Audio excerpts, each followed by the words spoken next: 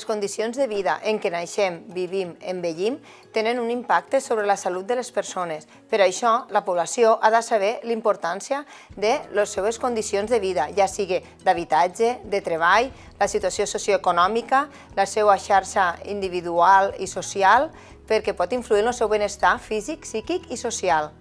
És per això que des del CAP també atenem la salut comunitària, que són totes aquelles intervencions o actuacions que milloren el benestar de les persones que viuen a una comunitat. Els actius de salut són totes les activitats o recursos que una comunitat té i que milloren el benestar de les persones que hi viuen. És per això que és molt important identificar aquests actius que són, per exemple, associacions, entitats, gimnasos, biblioteques, rutes saludables, poliesportius, altres associacions que puguin haver i també els centres sanitaris o els centres educatius i, per exemple, el casal cívic és un dels actius. Sí, mira, el Casal Cívic Tortosa som un equipament de la Direcció General d'Acció Cívica i Comunitària que el que fem són activitats inclusives, cíviques i socials. Entre aquestes activitats fem tallers artístics, lúdics, activitats esportives, activitats físiques, activitats formatives, trobades socials, també trobades de voluntariat. I totes aquestes activitats el que pretenem és millorar el benestar de les persones i, en conseqüència, el benestar de la comunitat. Si totes aquestes activitats les introduïm a la plataforma o a la pàgina web del Departament de Salut, Actius de Salut, el que fem és que els donem visibilitat i, a més, fem que tota la població, tota la comunitat, les pugui conèixer i pugui accedir-hi. Totes aquestes activitats poden ser recomanades o bé per un familiar, per un amic o bé des de dins de les consultes d'atenció primària. És el que en diem prescripció social. Nosaltres, quan tenim un usuari que veiem que es pot beneficiar d'alguna activitat, per tal de poder desmedicalitzar els problemes de la vida diària, els derivem a alguna associació. Què tal els ha anat als que hem derivat al casal cívic? Montse. Ha sigut molt positiu, perquè pensa que tots els usuaris que han vingut al casal el que han fet és disminuir l'aïllament social, sociabilitzar-se, comunicar-se i, a més, també ha disminuït els símptomes de la depressió, de l'ansietat.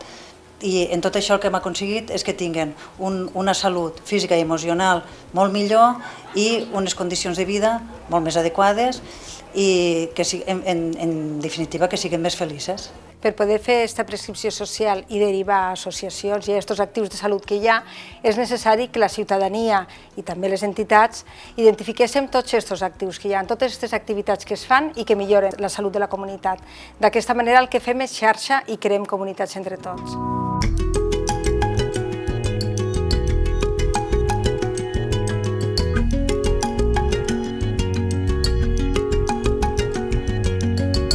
Com a referent de gestió i serveis de l'equip de l'Ametlla de Mar al Perelló, tu com creus que impactarà, què creus que aportarà la implantació del projecte comunitari al municipi? El que està clar és que el fet de poder arribar a la comunitat per la qual treballem i poder copsar i entendre les seves necessitats i poder incidir i ficar més esforços i de manera més proactiva és un canvi de paradigma totalment diferent i molt important. I n'espero molt d'aquest projecte. Ens permetrà ser molt més eficaços i atendre millor a la gent que més ens necessita. Jo crec que el fet d'haver estudiat tan a fons la comunitat, l'haver buscat tots aquells trets definitoris de la comunitat, haver conegut els indicadors que defineixen aquesta comunitat, el fet també d'haver-los pogut fer participar a través dels canals que es poden expressar, reunir tota aquesta informació i, a part, poder fer un mapa de tots els actius que realment tenim a la comunitat i que molts d'ells potser no coneixem, per això no utilitzem, crec que és un gran avenç que ens permetrà atendre molt millor la comunitat, la població, de forma més global, més eficient, sobretot més integrada i més integradora. Crec que és un salt qualitatiu important a la nostra manera de treballar. Qui mos havia dit fa poc temps, no? Que ara podríem estar parlant d'un projecte de tal calat que ja estaria en marxa. Sí, fa 4 o 5 anys que pensàvem en aquest tipus de projectes, que a vegades veiem altres equips més rodats que estaven en aquest tipus de temes i que nosaltres veiem això com una cosa molt llunyana al futur, doncs sí, ja ho tenim aquí, realment és un goig. I tant. Aquests projectes, de fet, només poden tirar endavant quan es treballa en equip, quan tothom treballa en la mateixa direcció, amb els mateixos objectius. Este treball en equip que avui en dia està tan de moda, no? Treball en equip. Sí, aquest projecte, si hagués sigut per nosaltres sols, des de l'equip, des del propi equip, no ho haguéssim pogut tirar endavant, això. Sols aquí, realment, tu ho coneixes, s'han implicat molts nivells, tant d'administració com assistencials, tant des de la gerència nostra pròpia de l'ICS a Terres de l'Ebre, com el propi Ajuntament, en el que ja saps que tenim una sintonia que és magnífica i han estat en tot, Salut Pública a Terres de l'Ebre, veritat, i tots mos han tirat endavant i tots mos han esperonat a tirar-ho endavant i han col·laborat.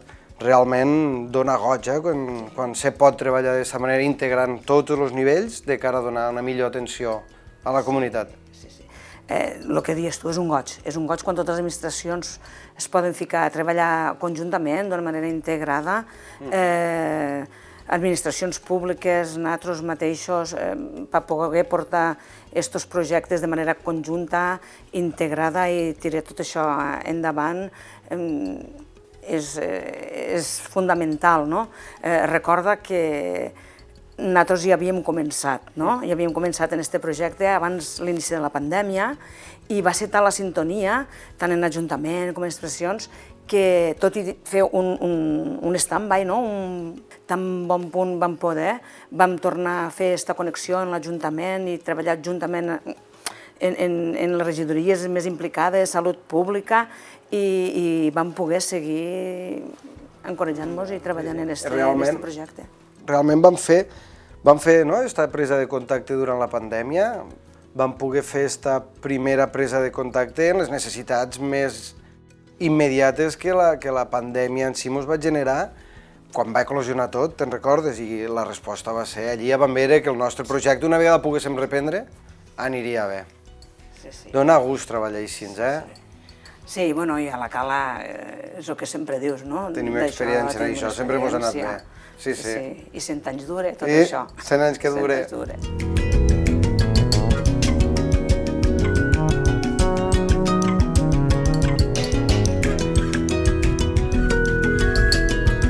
Quan va sorgir la necessitat de que treballéssim de manera conjunta serveis socials bàsics i l'equip d'atenció de primària de salut?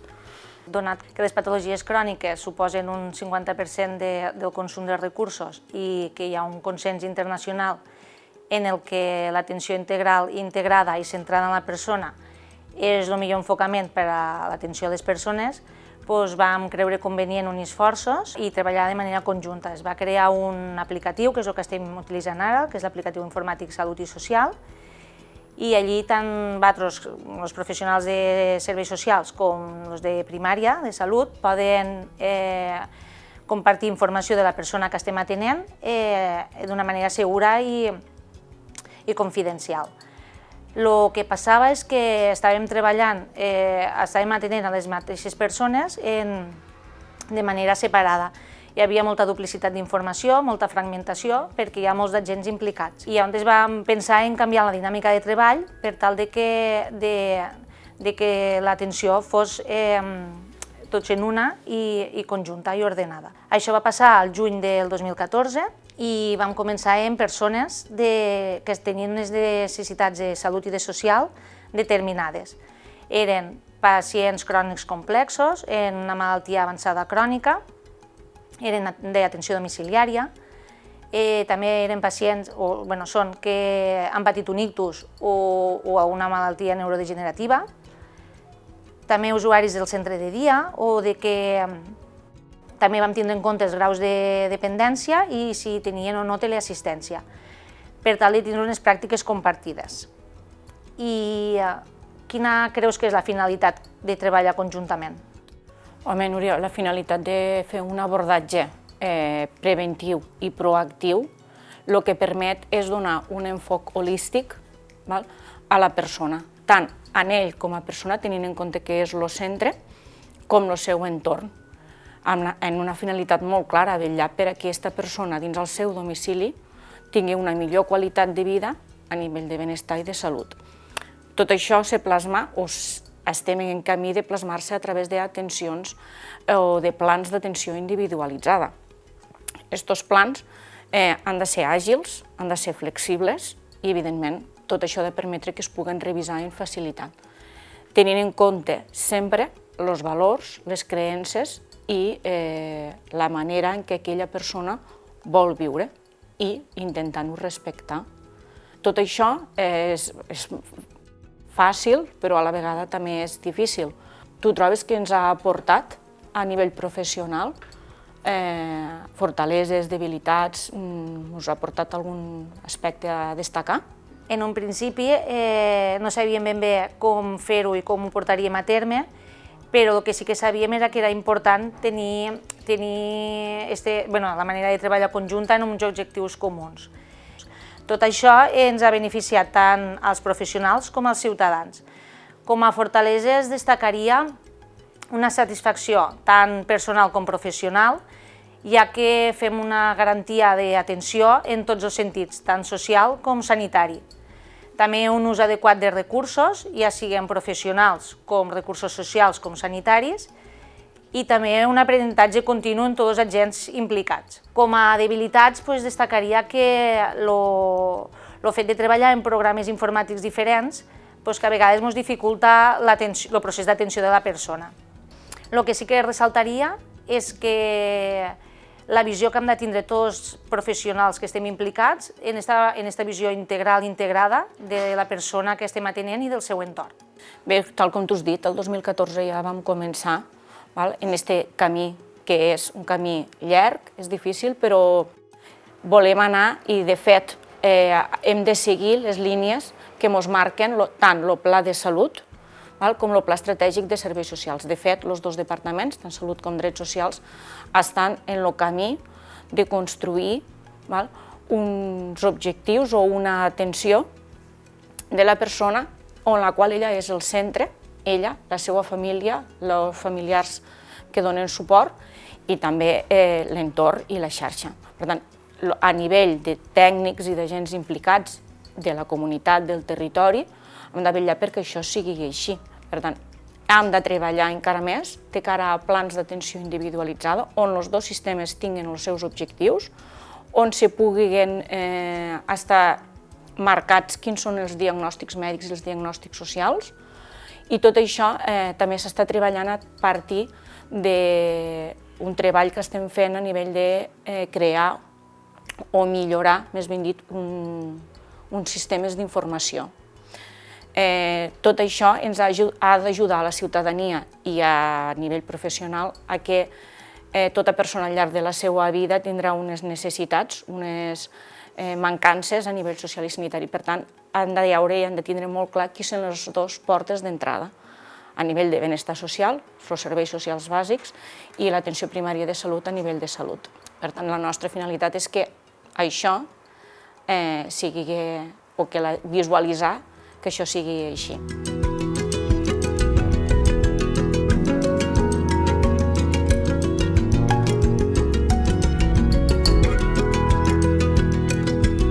Creus que la gent coneix el que fem a l'atenció primària i comunitària? Sí, crec que de mica en mica ho aniran coneixent i també penso que segurament el més complicat és canviar formes molt arraigades de la societat de funcionar. Però estic segura que a la llarga el que aconseguirem és que aquella persona conegui que al final és ell el que té més capacitat per a poder decidir i fer respecte a la seva salut. Sí, és cert. A més, com a professionals sanitaris és important conèixer i saber i fer-los arribar que és important acompanyar, ensenyar, apoderar a la població perquè ells mateixos puguen conèixer com millorar la seva qualitat de vida. No en penses? Clar, i tant, Sandra, tota la raó. És que potser abans, quan una persona tenia malestar emocional, anava al metge buscant una recepta que pogués calmar aquest dolor. I al final ara això ha canviat i aquesta recepta podria ser des d'una prescripció social fins a la inclusió en grup que el benefici davant d'aquella problemàtica. Sí, és cert. A més, com a professionals sanitaris és important apropar o ser més pròxims a la ciutadania per a que aquests mateixos puguin conèixer què està passant, quins són els motius o la causa de les seves incomoditats i d'aquesta forma que puguen apropar-se més a més a la salut.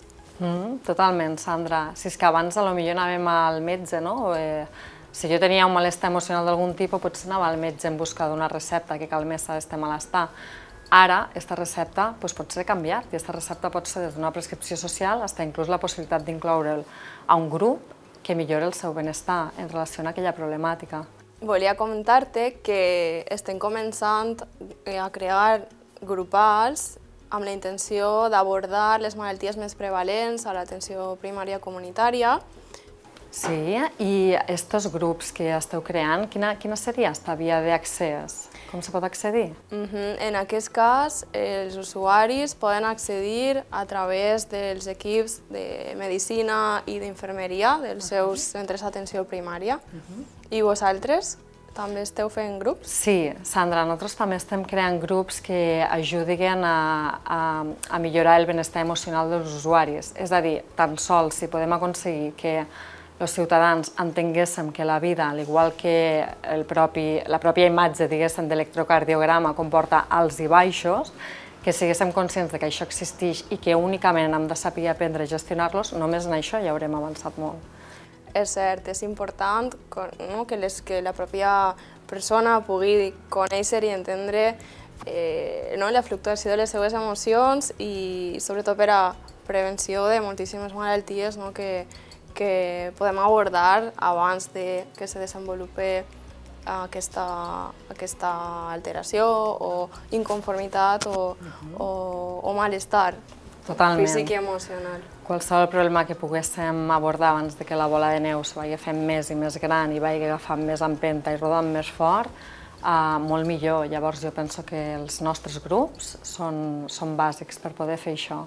Trobo que al final tots junts podrem sortir i arribar molt més enllà. Totalment, penso igual que tu. A més, cuidar d'esta manera, aconseguir cuidar a la ciutadania és, a més, també una manera de cuidar també els nostres propis companys de feina. Així és. Totalment. Amb aquesta mirada de futur, de progrés, de proximitat, de poder sortir al carrer i veure què és el que està passant a la població. Trobo que sí, que en podrem fer més forta el que seria l'atenció primària i comunitària. Completament d'acord amb tu, Sandra, és necessària aquesta mirada de futur.